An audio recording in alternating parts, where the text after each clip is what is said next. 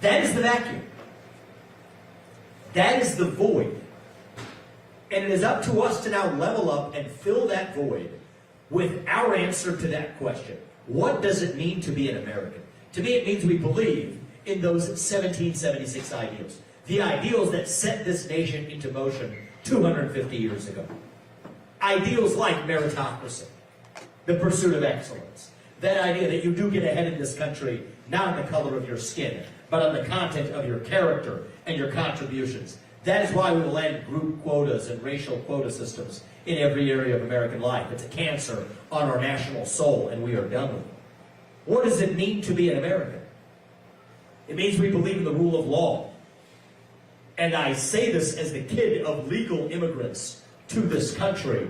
That means your first act of entering this country cannot break the law. That is why we will use our own military to seal our own southern border and our northern border too. That's what it means to be an American. We believe in the rule of law.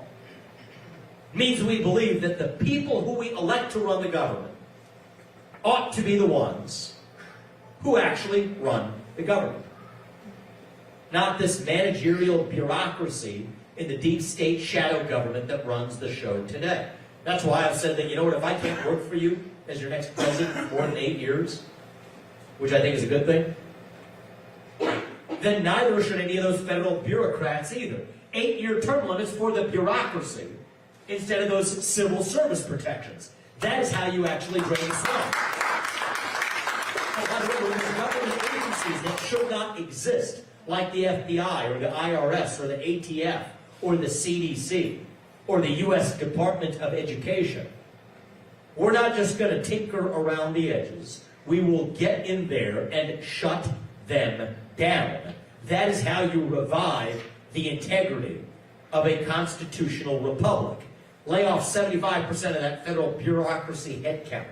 Rescind a majority of their unconstitutional federal regulations so that we can drill, frack, burn coal, embrace nuclear energy. That's what we have to revive our economy. This is not a black idea or a white idea. This is not even a Democrat idea or a Republican idea. This is a fundamentally American set of ideals that we fought a revolution to secure in this country. That we, the people, create a government accountable to us, not the other way around. That we, the people, sort out our differences in a constitutional republic where every citizen's voice and vote counts equally. Not in the back of some palace hall, not in the back of a super PAC conference. It's funding the puppets that both parties put up as politicians. Not in BlackRock's corner office, not in the back of a 3-letter government agency building. No. We, the people, settle our differences in our constitutional republic. That's what unites us. The thing that went wrong in my generation, I'm 38 years old, I'm a businessman, I'm not a politician. We come from outside of this broken, corrupt world of politics, and I can tell you some of the stories when you ask me questions if you're interested. The super PAC game is corrupt. We come from outside of this world, but I come from a different generation. I'm the youngest person ever to run for U.S. president as a Republican. We're bringing young people into this party, in this movement, at a scale we've never seen before. I can tell you from my experience, here's what happened. We were taught to celebrate our diversity and our differences so much that we forgot all of the ways that we are really just the same as Americans. Bound by a common set of ideals that set this country into motion 250 years ago. I truly believe, I know it, that those ideals still exist.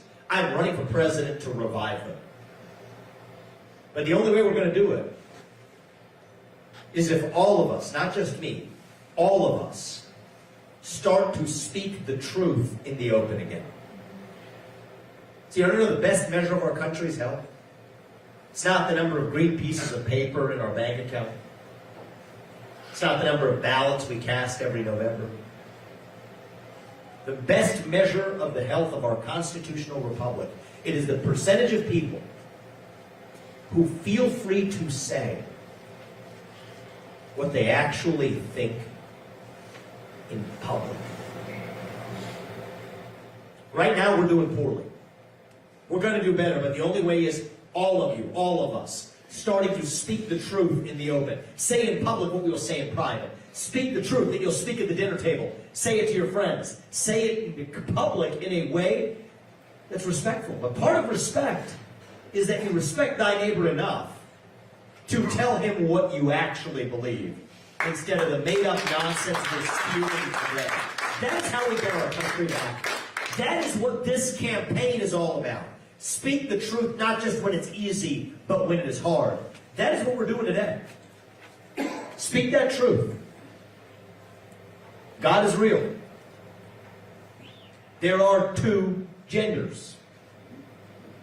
Fossil fuels are a requirement for human prosperity. Reverse racism is racism. An open border is not a border. Parents determine the education of their children.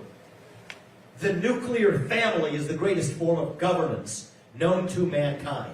Capitalism is the best system known to man to lift us up from poverty. There are 3 branches of government, not 4. And the U.S. Constitution, it is the strongest and greatest guarantor of freedom in human history. That is the truth. We fight for the truth. We stand up for the truth. That is what won us the American Revolution. That is what reunited us after the Civil War. That is what won us 2 world wars and the Cold War. That is what still gives hope to the free world. And if we can revive that dream over group identity and victimhood and grievance, then nobody in the world, not a nation, not a corporation, not a virus, not China, is going to defeat us. That is what American exceptionalism is all about. And that is what we are going to revive to save this great nation. Thank you all for coming out. We're just getting warmed up. I want to open this up.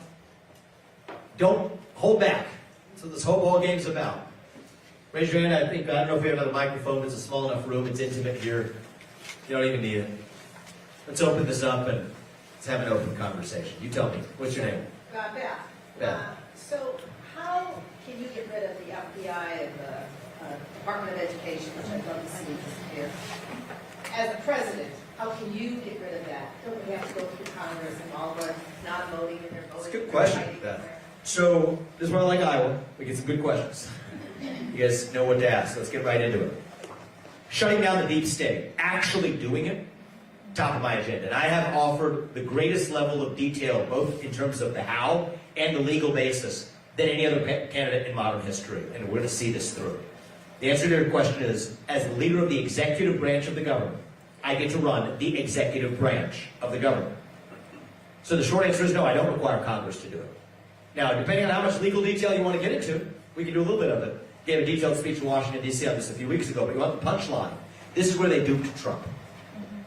They told him you can't fire people because they're protected by these so-called civil service protections. Read the law. Those civil service protections only apply to individual firings. Think of the logic. It's to say that if you work at the FTC or FBA and I disagree with you on gun control, that I shouldn't be able to fire you. We could debate that, but agree or disagree, that's what it was written to do. Individual firings protected against political retaliation, so they told Trump you can't fire him. Those laws do not apply to mass layoffs. Mass layoffs are absolutely what I am bringing to the DC bureaucracy. I understand that if somebody works for you and you can't fire them, that means they don't work for you. I've been a CEO. It means you work for them. And I refuse to be that puppet sitting in the White House. Now, what about getting rid of agencies altogether? This is where we get into the legal depth a little bit. There's the Presidential Reorganization Act of 1977. It says things like, under certain limited conditions, Congress has already granted the authority to the chief executive, the president, to shut down those agencies. If it promotes economy, if it reduces redundant agencies. So the department, I'll answer the 2 you asked about, the Department of Education. $80 billion, send it back to parents. Shut that down, put that money in your pockets across this country. That will promote the economy. There's my basis, check that box. FBI, redundant agencies. 35,000 employees at the FBI, 20,000 of them are in back office functions. They can go home and find honest work in the private sector. 15,000 are agents on the front lines. We will move them to the U.S. Marshals, which has been far more effective in fighting child sex trafficking on the front lines versus the FBI. We will move them to the DEA on the front lines of the fentanyl epidemic. We'll move them to the Financial Crimes Enforcement Network at the U.S. Treasury. And we've offered plans of how to do this. A, that's a sensible plan to actually see this through. It's not just a slogan. But B, it's also the legal basis for doing it. Because if it's a redundant agency, the president already has the power to do it. So you asked for the detail, getting to a level of detail I might not get into in a usual stump speech. But we have offered the greatest detail that any presidential candidate has offered in modern history of how to get this job done. So there's not a lot I'm going to promise you. But the few things I'm going to promise you, that much I'm going to be able to lead us to get done. Shut down that shadow government in the deep state. Declare independence from China. I will keep us out of World War III as we do it. I worry that every other GOP candidate will lead us to major conflict. I will keep us out of World War III. And then we will revive national pride in this country. That much I can get done as your next president. Cut the tax rates to 12%. I'm not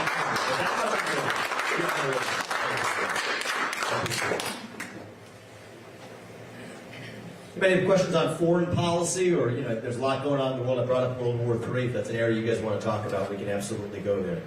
But the floor is yours. Please. I was impressed with you at your first debate. The guys were really trying to cut you down, and you just cut them down. Thank you, man. What's your name? What's it? Henry Herring. Henry Herring. Yeah, I didn't get to where I am by letting people walk over me, so don't plan to start now. What's on your mind? I just come to listen to you. Good, thank you. Are you from Nebraska or Iowa? But you were in Nebraska, sure. Okay, all right. That's all right. I like it. Diversity. There you go. National unity. I think that it's interesting. One of the things I did say in that first debate stage made a lot of people upset, but it's just the truth, is that the super PACs are a cancer on American politics. I mean, the way it works is they tell you the amount you can donate to a candidate is $3,300 per candidate.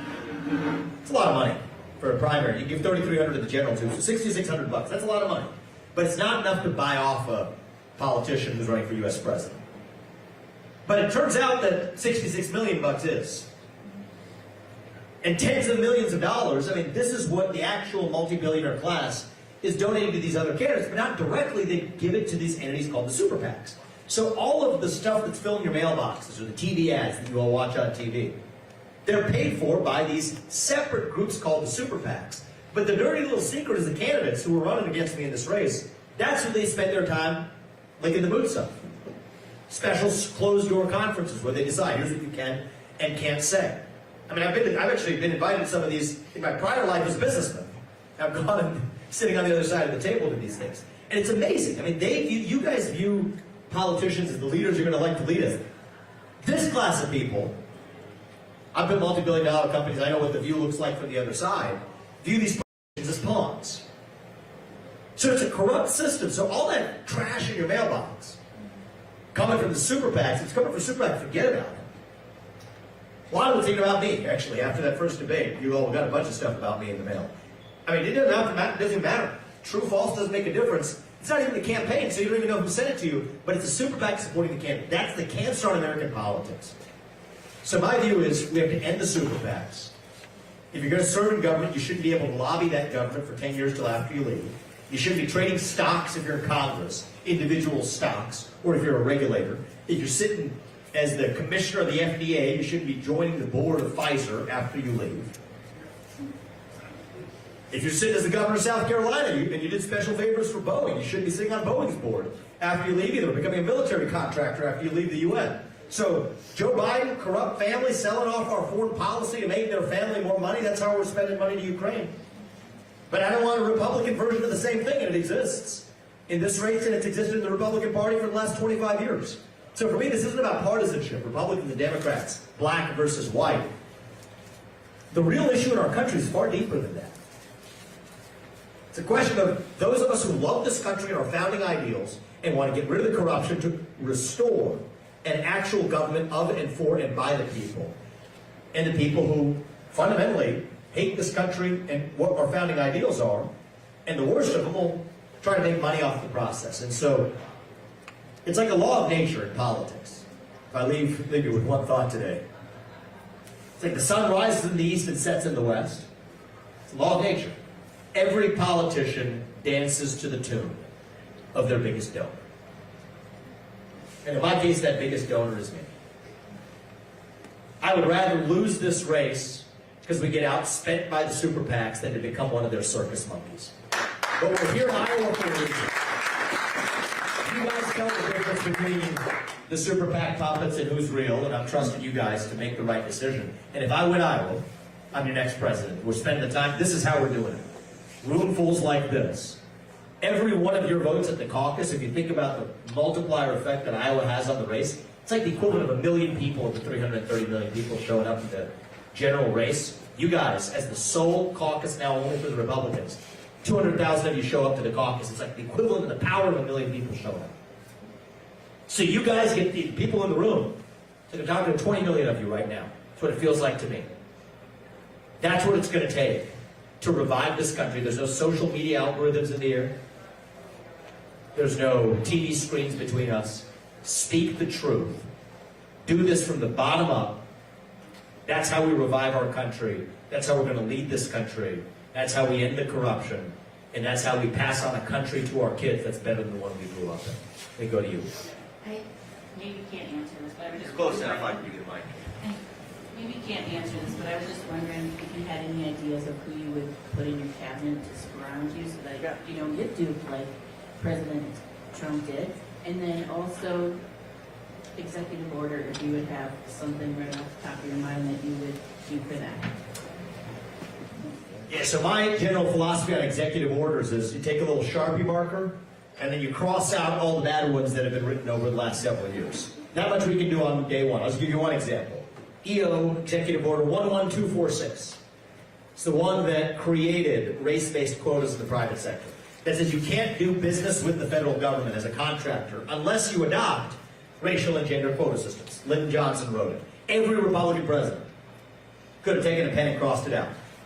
Every Democrat could have too. I pushed Trump's people on why they didn't do it. They said it was, I think the exact words I heard was, it was a political hill we didn't want to die on. I don't care about that. We do what's right for the country. Take a pen, cross that out. That's something we can get done as the next U.S. president. Hiring policy in the federal government. Like I said, 8-year maximum for most federal positions. Fire 75% of that federal bureaucracy. Any federal regulation requiring the measurement or reporting of carbon emissions, we're done with that. Stop flogging ourselves for who we are. China's not doing it, I'm not doing that here either. So there's a whole long laundry list of that. As it relates to the cabinet, it's going to be a mix of people coming from inside, some government experience, but also a good number of people coming from the outside. One of the ways I've built my company, so my first company was a biotech company, developed 5 medicines that are FDA approved that pharma ignored in categories that pharma had literally abandoned. There are others that I developed that I think were successful because we took on that bureaucracy. Taking on bureaucracies and winning is my specialty. Anybody here heard of the ESG movement, or ESG? Do those letters mean anything to anybody? A few of you, if who is the right answer. So, I built the leading competitor to the ESG movement, competitor to BlackRock and Vanguard, offering a different vision, telling companies, they use your retirement money to tell these companies to adopt social and political agendas. I created an alternative that said we're going to represent investors, retirement funds, 401k accounts, etc., to tell companies to focus on profits and products without apologizing for it. So I stand up to bureaucracy, but one of the tricks in building those companies so quickly was I always like to bring in people from the outside and then mix them up with the people who have actually been in that domain. You need both to have success. If you're just picking the people, I think Trump had the right vision when it came to foreign policy. I share a lot of it. Don't use our people to fight somebody else's war. We got enough problems we need to address right here at home. By the way, $6.5, $7 trillion of our national debt today can come be traced directly to Iraq and Afghanistan. 2 wars that had literally no point. 20 years later, the Taliban is still in charge. Literally no point. Thousands of lives lost. $7 trillion spent. So you had the right ideas, but you put John Bolton and a bunch of John Bolton lookalikes in charge of administering that. They don't want to do the things you tell them to do. So for me, when it comes to even foreign policy, it's going to be a lot of people coming from the outside. Because everybody in that system, Republican and Democrat, they have one consensus. They say The worst ideas in Washington, D.C. are the bipartisan ones. The Iraq War, opening up to China in the 90s, now marching into Ukraine, bipartisan idea. Not on my watch. But I'm not going to choose from that same cesspool of snakes. Absolutely. You kill the head of the snake. That's where you begin. And I believe in the model of the phoenix. Burn it down and start from scratch sooner than try to work with what you've already got. So we've got names. Some of them, most of them you wouldn't have heard of. Some of them you would have. But all of them are going to be better than the class of people that have been crashing our car for the last 25 years. Thank you. I appreciate that. Thanks for coming, guys. Y'all in high school? Yeah. That's good. Seniors or what? Juniors. Juniors? Good. Good for you guys. I like ice cream too. Ice cream, if you have some questions, just jump in there. There's one right here. You've said that we need to hold China accountable. Yes. In terms of COVID. How will you do that? Using any and every financial lever we have available. We'll start by kicking them out of the WTO. It was a mistake to admit China into the World Trade Organization when they didn't play by the same set of rules. We were played. We were played, but we kept up to it anyway because we got addicted to China. Actually, addicted to everything, the fentanyl they're pumping across our southern border, to our financial fentanyl in the form of our national debt. But up to and including financial reparations, we could even use our national debt as a lever to do it if necessary. If we don't hold them accountable for unleashing a man-made virus that was hell on the world, the only question left is whether it was intentional or how intentional. We can expect far worse in the future. And the same country that unleashed hell on the world with that COVID-19 pandemic, the same country that is responsible for killing this year 50 times the number of people who died on 9/11 from fentanyl laced into an illegal pharmaceutical supply chain crossing our southern border. That's the country that provides 95% of the pharmaceuticals in your medicine cabinet. That's the country responsible for providing the parts that our military requires, or more precisely in today's world, our military contractors require to build the F-35 jets and the military equipment that we make in this country. So we're dependent on our enemy, our military adversary, for our own military equipment. We're dependent on somebody that poisoned us with fentanyl daily to a man-made virus for the pharmaceuticals we put in our mouth. That doesn't make any sense. We didn't depend on the USSR for the shoes on our feet or the phones in our pockets. So my deal with China is this. You will not buy land in this country. You will not donate to universities in this country. Our companies will not expand into the Chinese market. We will hold you accountable financially using every lever available for unleashing hell on the world with the COVID-19 pandemic. We're done with it. We're in this codependent relationship. That doesn't end well. The only question is who ends it first. That starts under me with us. And if we're willing to do that, you know what happens? China's in a worse spot than we are. They'll have to buckle. They'll have to bend the knee and play by the same set of rules. But so far, they've been playing us. That ends on my watch. And I get this stuff. I understand this deeply.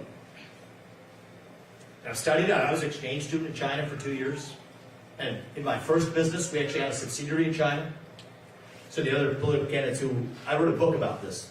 I know two of them read it. Nikki Haley, she wrote in the back cover about how much she learned from the book. Ron DeSantis carried it around and news were talking about it. And they're literally quoting that back at me and saying, this man did business in China. Of course you know I did. You read the book and you learned about China from what we're actually teaching them how they played 2 generations of politicians in our country. What they do, they tell companies you can't enter the Chinese market unless you play by the CCP's one-sided rules. But if you play by their rules, they'll also roll out the red carpet as long as you're limiting the United States with carbon emissions. That's the game. So I got the hell out. The next business I started with Strive, I said, we're not even going to do business in China. I became the largest critic of China in corporate America here. But I also understand that it's not even the company's fault. It's easy to blame the companies. That's what these Republican politicians like to do. Companies are just going to do what allows them to make the most money. The problem with our politicians who have created a set of rules that allowed us to be played, and so we have to play hard on this.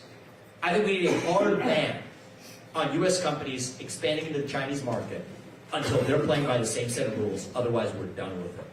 That's how we get this done. That's what Thomas Jefferson would have signed if he were alive today. The Declaration of Independence from China. Will we be able to keep up with manufacturing here? Good question. I love you guys. This is good. Another good question. So the short answer is almost. We actually can bring back a lot of that manufacturing. That's going to be good for us. Not that that's going to be bad for us. It's going to be good for us. But then we fill the gaps by reopening trade relationships with South Korea and Japan and Australia and India and Vietnam and other allies that we can actually use to fill the supply chains that China fills today. And so this is where, again, the Republican Party, the quality of debate is very low. Right? You'll have, on one hand, the globalist free trade crowd that thinks that somehow you're going to spread democracy by exporting Big Macs and Happy Meals to China, and we're all happy about that. No, that didn't work. China turned that on its head. On the other hand, then you'll have, well, let's just bring it all back to the United States. I don't want trade agreements with any other country. Well, that would be nice, but I'm a president that's a human being, not a magic wand magician. Okay, that's not going to happen. And neither is anybody else. So if we're really serious about decoupling from China, we have to bring as much as we can here, but fill the gaps with the rest of the Pacific Rim, Brazil, Mexico, other countries as well, playing that role. It's an and. Rare earth minerals is another area. We rely on China today. It doesn't all come from China. Lithium. We get it from China. Chile, we have a free trade relationship with Chile right now. They're the third largest reserve of lithium in the world. Chile exports 8 times more lithium to China than they do to the United States. This doesn't make sense. So if you actually open your eyes to the facts, yes, we can do this, almost. Will there be, I mean, the slogan of the campaign is truth, right? So I could just end the response there, but I just want to be clear. Might there be some little inconvenience somewhere in the short run? If we're really serious about this, there could be. But we can make those small sacrifices if we know what we're sacrificing for. And that is this thing we call the United States of America. And I don't want our children or grandchildren to be a bunch of Chinese serfs, which is where we're headed today. And I refuse to see that happen on my watch. We are scared of China. If that were a Russian spy balloon flying over half this country, you want to know what we would have done? We'd have shot it down in an instant and ratcheted up sanctions. We didn't do it to China because we're scared. Why are we scared? Because we depend on them. That ends on my watch.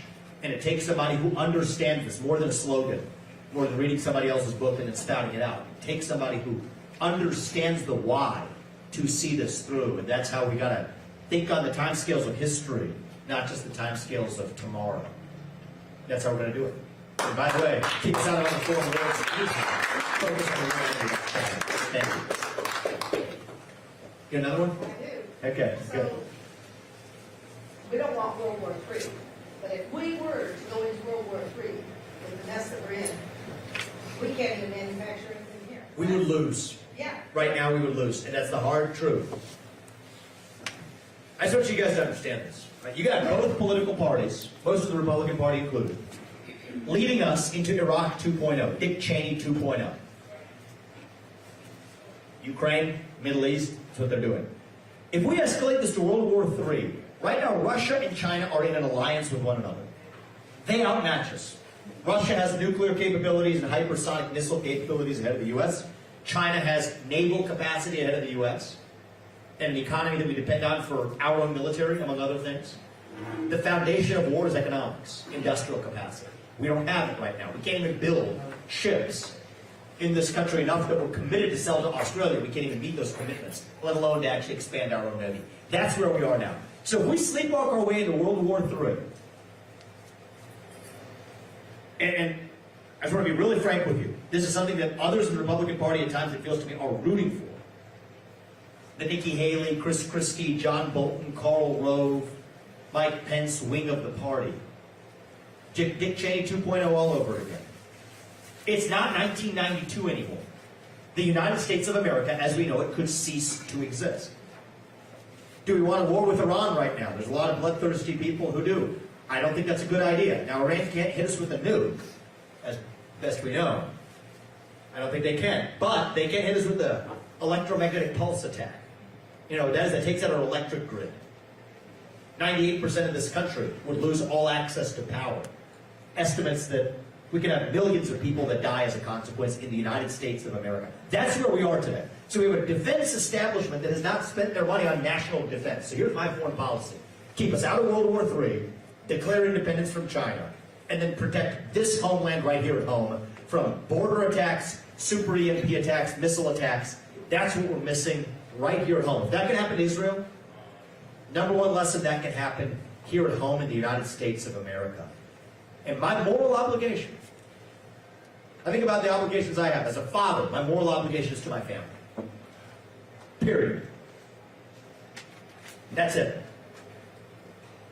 My moral obligation as your next president is to the citizens of this country. Period. That's it. I'm a compassionate human being.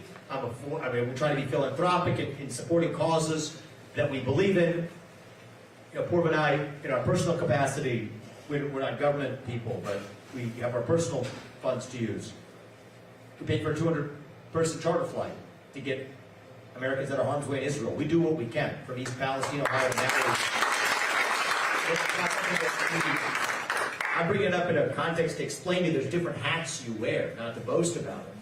So in your personal capacity, using your money to help people around the world, that's a good thing. And I celebrate that and respect it. But as your president, I'm not going to use your taxpayer dollars, and I'm not going to risk our sons and daughters' lives to fight somebody else's war. And that's what these people have to do for 25 years. And then it's on my watch. And I'm the only candidate in this race that can tell you from the hard commitment, partly because it was my generation that grew up to it, that these guys that just walked in, we're not going to send them and their peers to go defend somebody else's border. Here's what I will do. For our military, we'll use our military to defend our borders in this country, not somebody else's. Is there some risk in that? Yes, there is, but it is honorable. Because we are improving the lives of American citizens here at home. And you know what? We have a 25% recruitment deficit in our military. You want to know why? There's a lot of reasons why. Young people don't want to serve a country they're taught to hate. They also don't want to serve in a military that does pointless things. Versus a military that actually serves our own interests here at home. That will revive a resurgence of pride in this country. And so these things go together. I talk about reviving national pride. That's not just a general feeling. It goes together with our own national defense, with our own confidence enough to create an economy where people can take risks and thrive. It all comes back to answering who we are as a people. Answer that, the rest becomes easy. And that's the job of the next president. Answer that question, and we have our country back. I appreciate it. On World War III, Yes. how are you going to convince all the spoiled brats in the United States that we might have to wait 6 months for a dishwasher? We might have to wait, which we're already waiting, but we might have to wait. There's that, right? We're going to have to wait for farmers. I don't know how many of you are farmers in here, but parts broke down, and during our wonderful COVID, we had to wait for parts. We couldn't put things into our trucks, computer parts. I know a neighbor had to buy a whole. Totally. So how are you going to make us spoiled brats realize that in order for us to stop our dependency on China, that at some point these guys got to grow up to know that everything isn't just handed to us night and day, that mom and dad is. See, part of the reason we have this victimhood culture in the United States, it's not because we've gone through so much hardship in the last 25 years. It's because we haven't gone through enough. It's when you want to invent a victimhood narrative, right when you ran out of reasons to actually be victims. So in some ways, these are the cycles of history, right? What do they say? Hard times create weak men create hard times. It's a whole circle. Cycles of history, the term. It's like the old Arab saying, the founder of Dubai. So my grandfather rides a camel. My father rode a camel. I drive a Mercedes. My son drives a Land Rover. My grandson drives a Land Rover. My great-grandson will ride a camel again.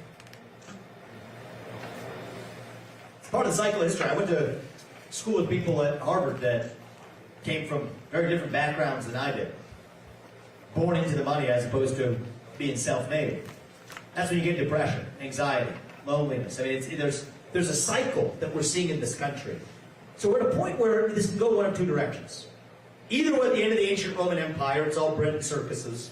It's up to the new empire, China sees it this way, to see the goodbye to the old one. Or we actually use that to harden ourselves, right? There wasn't one rise and one fall of the Roman Empire. There were many rises and many falls. And I don't think we're done with this one yet. We're 250 years in. Rome lasted 2,000 years if you include the second half. I think we're just getting warmed up in the United States. But that's a choice. Decline is not inevitable. We can choose to still be in our ascent. So hardship does not have to be victimhood. Hardship is part of helping us rediscover who we are. And that's half the job of the U.S. president, reviving our national character. Half the job is policy. We can talk about policy all we want. And I love that. Go into details, it's important. But the other half of the job is reviving our national character. I think it's been a long time since we've done a president where you could look your sons or nephews or nieces or grandsons in the eye and tell them in good conscience and mean it that I want you to grow up and be like him, whoever that is in the White House. It's been a long time for me that I could look at my sons and tell them that. That is the standard I want you to hold me to. That is the standard we will hold ourselves to in that White House. And it's my responsibility as a member of the next generation. I'm 38. I'd be the youngest president ever elected if elected. That is my responsibility to revive our national values and pass those on, not through preaching, but through action, through the example that we set. Now, to be clear, young people tend to be more proud of a country when we're all making more money in that country. Let's grow the economy. I'm all for it. Increase the supply of energy. Increase the supply of housing. Increase the supply of food. Some of this is self-inflicted damage. You want to know why we have a food shortage issue? It's not just because of China, it's because we have administrative state regulations that stop us from drilling and fracking and burning coal and producing food and building new houses from land use restrictions and otherwise.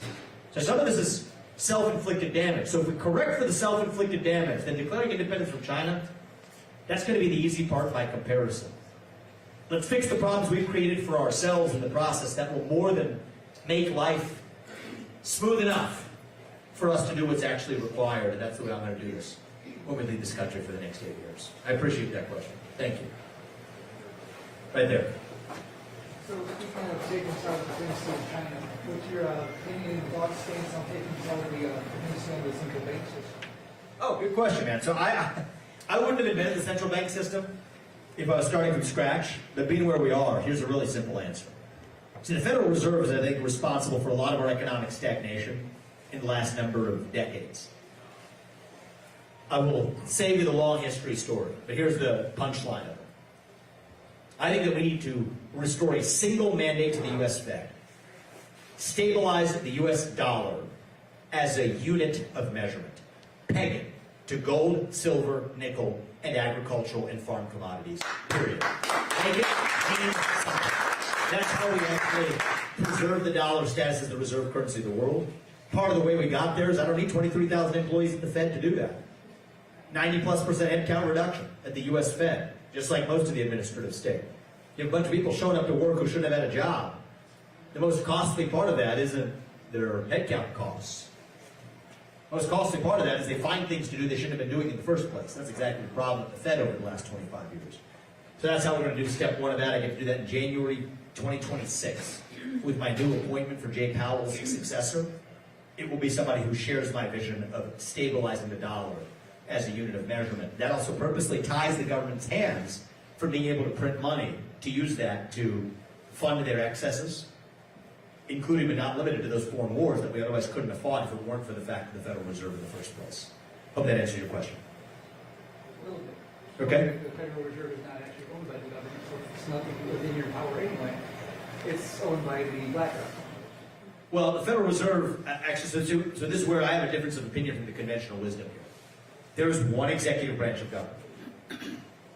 And Article 2 of the Constitution says you all elect the person who runs that branch of government. That's the U.S. President. I swear an oath to that Constitution. So I think that the fiction of these so-called independent agencies that report to nobody, no, we have a system of checks and balances with, as I said earlier, in case you're wondering what I meant, 3 branches of government, not 4. That's what I mean. This is an unconstitutional 4th branch of government, and I will shut it down. And the current Supreme Court, 6-3, agrees with me on that. And we will take it all the way there to see this through, so the next president who comes after me won't have his hands tied in the same way. That is what it takes. Somebody who comes in from the outside, willing to break that glass, but also who knows the Constitution. When I swear an oath to that Constitution, I better darn know what it says. And the current Supreme Court, and I give Trump a lot of credit for this, gave us a good Supreme Court. I'm going to use it to codify this into judicial precedent so that we finally drive this change on the time scale of history. That's how we do this. Thank you, Matt. I appreciate the question. Thank you. Yeah, we'll go right here and then here. What's your plan? Do you have a plan for the illegal people that are in our country at this time? Yeah, I do. And it's a hard question. Because many of them are not bad people. Right? If you or I were in their shoes, and you have the U.S. president giving you a wink and a nod to come on over, maybe we would have done the same thing with our family. I was at the southern border a couple weeks ago, and a 12-year-old girl who had just crossed said she came here for a better life. Her father ended up in the hospital. She's sitting under a bridge. However, we're a nation founded on the rule of law. I can't be the president sitting in the White House, looking my two sons in the eye and telling them they have to follow the rules if the government doesn't follow its own rules. So the only right answer is that anyone who is in this country illegally must be returned to their country of origin, with respect, with compassion, with dignity. But that's what it means to stand for the rule of law. And the rule of law is part of what it means to be an American. So that's the hard answer to that question. We will seal that southern border. We will end federal funding for sanctuary cities. We'll end birthright citizenship for the kids of illegal immigrants. It was never supposed to apply. That eliminates the problem of people trying to come here to have anchor babies. The Constitution never protected that, and it does not today. That's how we're going to fix this. Thank you. I appreciate it. Right there. Hope it's okay to switch gears here, but Always. as mother of a special needs child, how can we protect our children against these gender ideologies of So a lot of this is coming from the head of the snake again, the U.S. Department of Education. They're using $80 billion of our taxpayer money to say the local schools don't get that money unless they adopt these toxic racial and gender ideologies. Well, I'll shut that down, put that money back in the hands of parents. You don't need that coming top down from the federal government. And my view is there's some hard things we need to do, like hard limits we have to draw. If you're a kid, you can't undergo so-called gender-affirming care. If you can't get a tattoo by the age of 18, you should not be able to undergo genital mutilation or chemical castration by the age of 18 either. I met two young women earlier in this campaign who were in their 20s. They regret it. Neither of them is going to be able to breastfeed their kids. One of them won't be able to have kids because we as a society barbarically, when they were kids in high school, let them undergo this kind of physical gender-affirming care. It's a mental health crisis. Transgenderism is a mental health disorder, and we need to position our schools and empower them to treat it as such. Kid shows up and says, my gender is different than my biological sex. They're crying out for help. It means they're struggling with something else. And I reject this idea that it is somehow compassionate to affirm that confusion. That's not compassion. That is cruelty. And that cruelty ends on my watch. We'll shut down the Department of Education, put this back in the hands of parents, and make sure schools are actually empowered to help kids who are crying out for help, rather than to actually exhibit a new kind of cruelty towards them that I think diminishes their humanity. I refuse to do that on my watch. Thank you very much, and I appreciate you asking that question. What's your name? Jessica? Jessica. Well, thank you for airing what you do as well. How's your son or daughter? My daughter will be 5 at the end of November. And where's she in school? She was older, she was Hopefully, she's going to be in good hands then. I think so. Especially with what her dad does, so. Which is? My husband is Skylar Wheeler, he's a state representative. Oh, nice. Nice. Love that. Tell him thank you for what he does every day. I appreciate it. Thank you for coming today. A couple of questions before we wrap up? Please. My name's Ben. What's your thoughts on how our healthcare system is? Our healthcare system is not. Is my first thought on how our healthcare system is.